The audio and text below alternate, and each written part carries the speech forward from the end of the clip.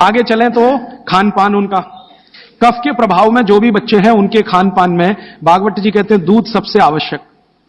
दूध, बिना दूध के बच्चों का जीवन नहीं, दूध तो उनके लिए सबसे आवश्यक। दूसरी कोई चीज उनके लिए आवश्यक है वो है मक्खन। मक्खन, लोनी कहते हैं, मक्खन कहते हैं, लोनी। और फिर तीसरी चीज है घी, उसके बाद तेल, और उसके बाद जो भी आप साधारण चीजें खा रहे हैं। गुड़ बच्चों को बहुत ही आवश्यक है, क्योंकि कफ को संतुलित रखने में जो जो चीजें मदद कर रही हैं, घी है देशी गाय का, दूध है, दही है, मट्ठा है, मक्खन है, गुड़ है, ये सब कफ को संतुलित रखने वाली चीजें। तो ये बच्चों के भोजन में नियमित।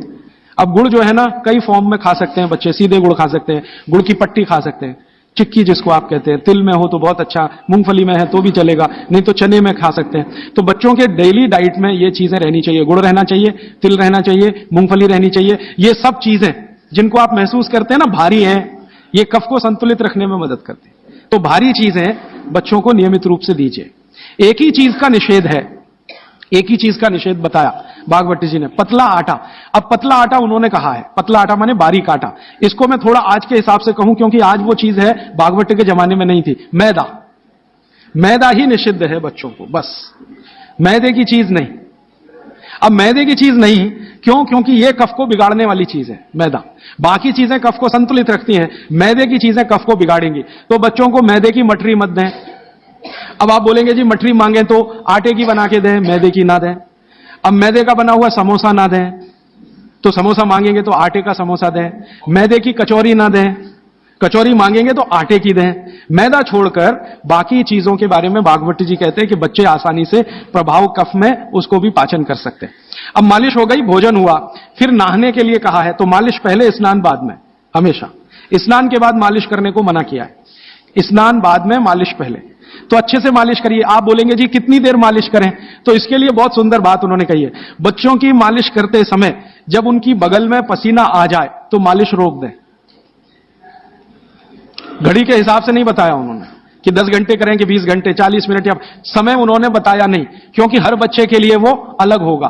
तो उन्होंने इतनी सुंदर ऑब्जर्वेशन दिया कि जब आप मालिश कर रहे हैं, बच्चे की बगल में पसीना आ गया तो मालिश बंद करें, बगल में पसीना आते ही।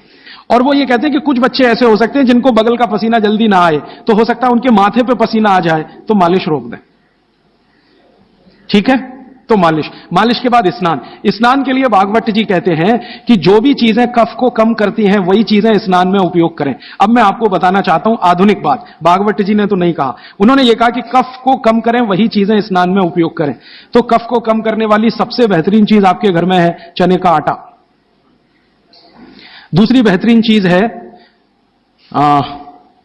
ये जो हमारे देश में संभव है, पता नहीं आपको मिलेगा कि नहीं, चंदन की लकड़ी का पाउडर।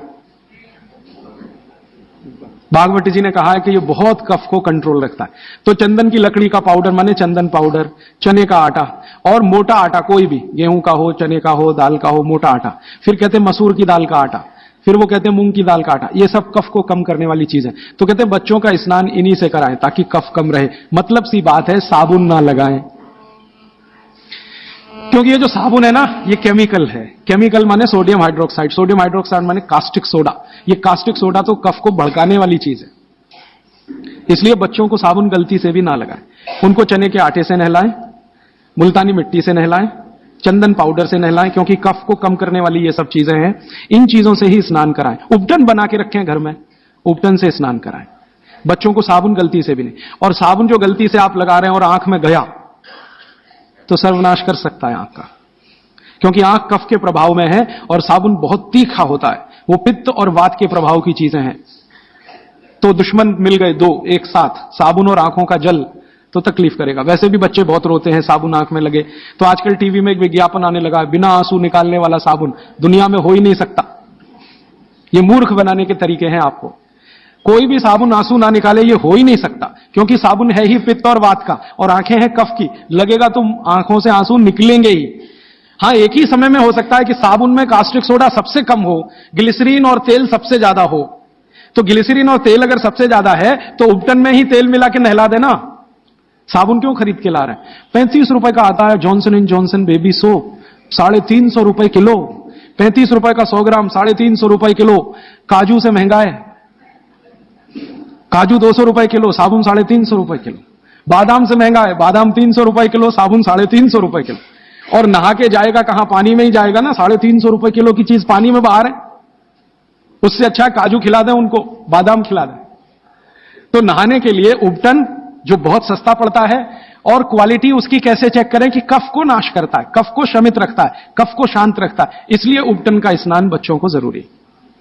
आगे बढ़ें। बच्चों का स्नान होने के बाद उनके खान पान का मैंने बता दिया। ऐसी चीजें उनको नियमित खिलानी है जो कफ को कम करती है। मैंने 3-4 चीजों के नाम लिए। दूध है, दही है, मट्ठा है, हर मोटा अनाज माने बाजरी है, जवारी है, ये सब कफ को शांत रखने वाली चीजें हैं। गाय का घी है ना, मक्खन और घी, मक्खन ज्यादा अच्छा है बच्चों को बनिस्बत घी के, क्योंकि मक्खन कफ को शांत रखने में मदद करता है। तो मक्खन ज्यादा से ज्यादा उनके भोजन में रहे, और बाकी सब चीजें दाल चावल जो भी आप खाते हैं अच्छा। फिर उसके बाद शाम के समय है 3-4 बजे के आसपास क्या होता है, उनका पित्त थोड़ा बढ़ेगा। 12 से 4 के बीच में पित्त बढ़ता है। 12 बजे तक कफ के असर में है, 12 से 4 के बीच में पित्त बढ़ेगा। तो उस समय ऐसी चीजें खिलाएं जो घी की बनी हुई हैं, घी की बनी हुई चीज। और रात को ये बच्चे थोड़ा वात के असर में आते हैं। कफ तो सबसे ज्यादा है, लेकिन रात को वात के, तो वात को कम करने वाली चीजें रात को उनको दें। और वो मैं पहले दिन भी काफी बता चुका हूं। तो ये हो गया बच्चों की दिनचर्या। 7 बजे सोने के लिए का माहौल बनाने के लिए तैयारी करें। 7 बजे तक माहौल बने सोने का, तो 8 बजे सोएंगे।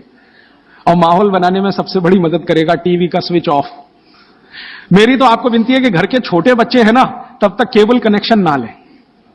छोटे बच्चे जब थोड़े समझदार हो गए हैं तो चलो चलेगा, क्योंकि समझदार होने से मतलब उनको मालूम होना चाहिए कि कहां स्विच ऑफ करना है, तो उस समय थोड़ा चल जाएगा। लेकिन बच्चे जब तक छोटे हैं, साल भर के, 1.5 साल के, 2 साल के, 2.5 साल के, तब तक तो केबल कनेक्शन ऑफ रखें, या केबल कनेक्शन है तो टीवी ऑफ रखें, चले नहीं उनके सामने, नहीं तो वो चालू हो जाएंगे, पोगो देखेंगे, पोगो।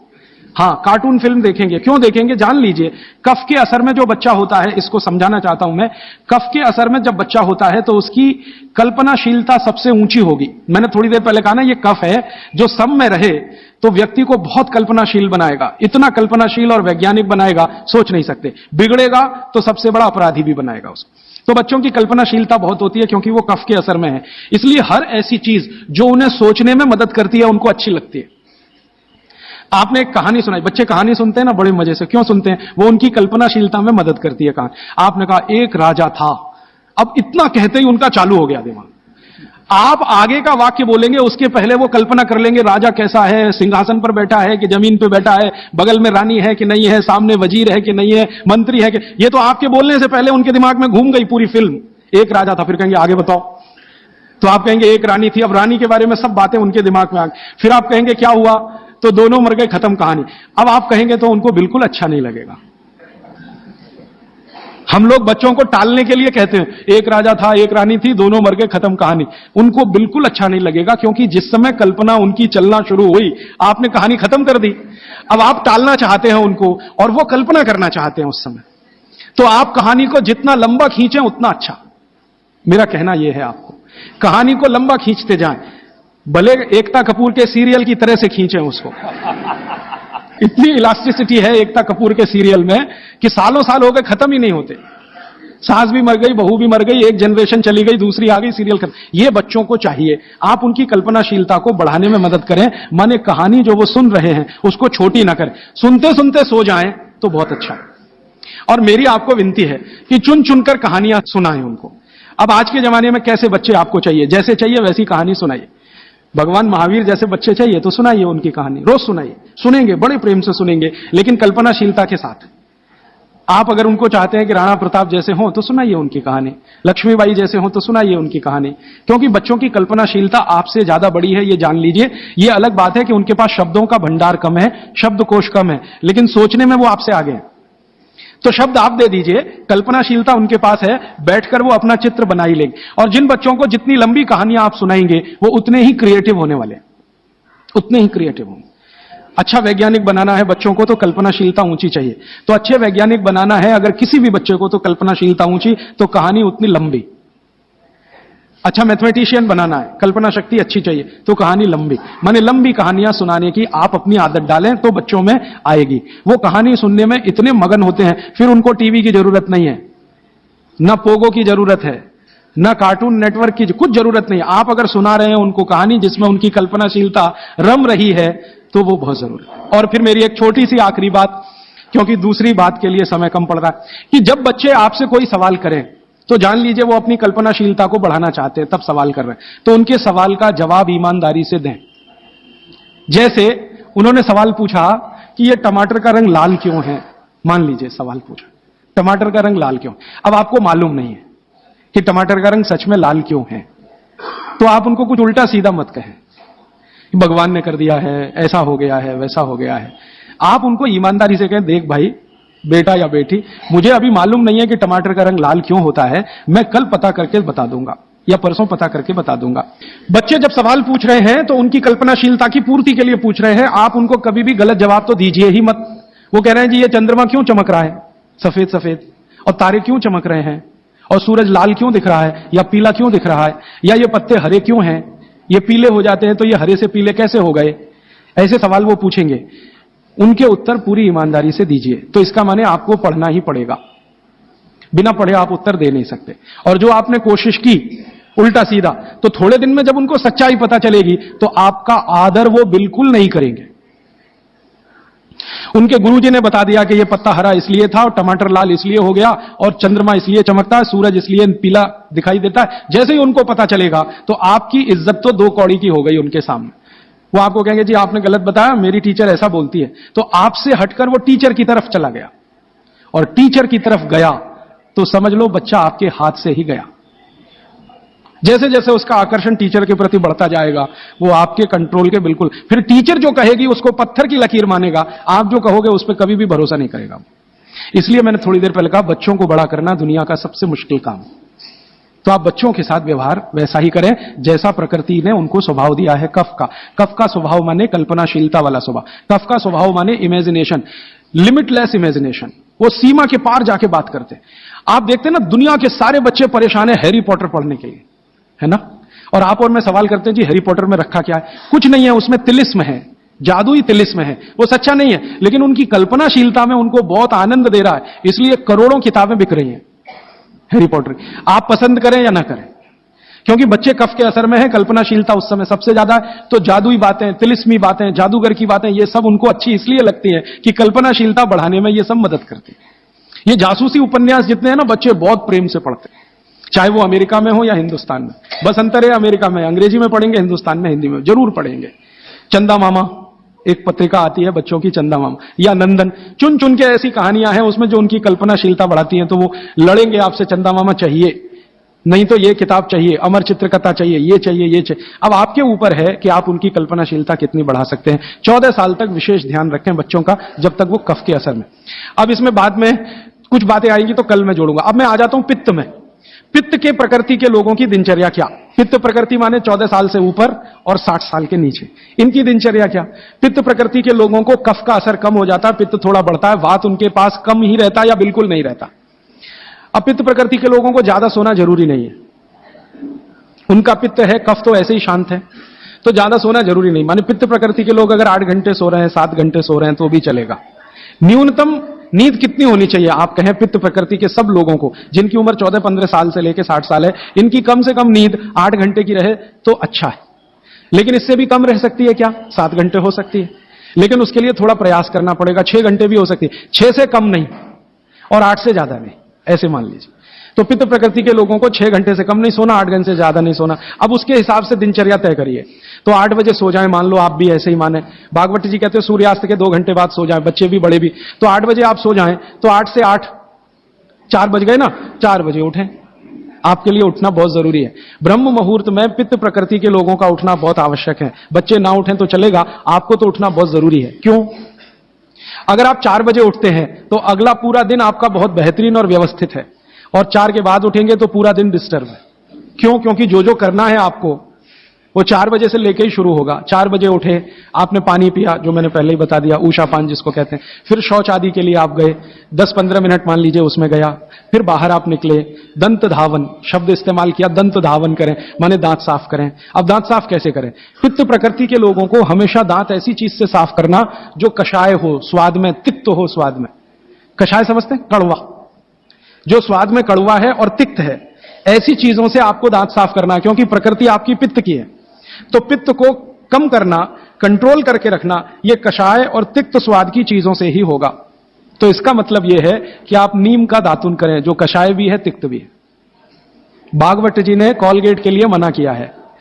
कॉलगेट था ही नहीं तो लिखा भी नहीं है उन्होंने कहा कि आप नीम का दातुन करें। और नीम से भी अच्छा एक दातुन उन्होंने बताया, मदार। मदार समझते हैं? मदार का एक पेड़ होता है, वो कहते हैं नीम से भी अच्छा, क्योंकि वो और ज्यादा कषाय है और ज्यादा तिक्त।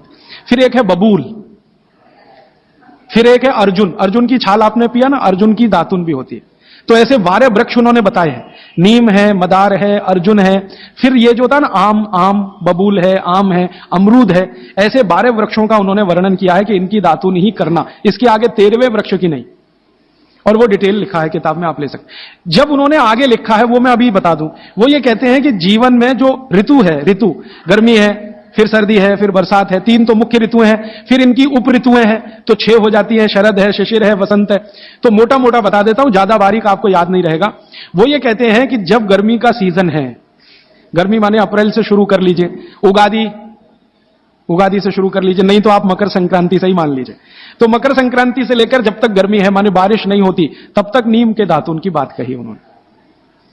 तो इसमें चैत्र भी आएगा, वैशाख भी। अब आप पुरानी चीज जरा देखिए कि हमारे बचपन में हमारी दादी कहती थी कि देख, चैत्र का महीना लग गया, नीम के पत्ते खा ले तो अगले 1 साल तक बीमार नहीं पड़ेगा।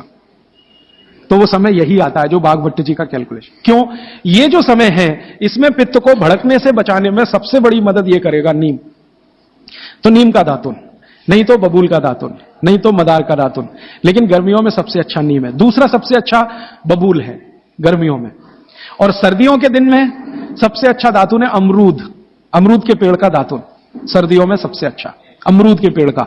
और अमरूद के जैसा ही एक और पेड़ होता है, जामुन का भी दातुन करने का नियम बताया है, लेकिन पता नहीं आप तोड़ पाएंगे कि नहीं, लेकिन अमरूद का आसानी से मिल जाएगा।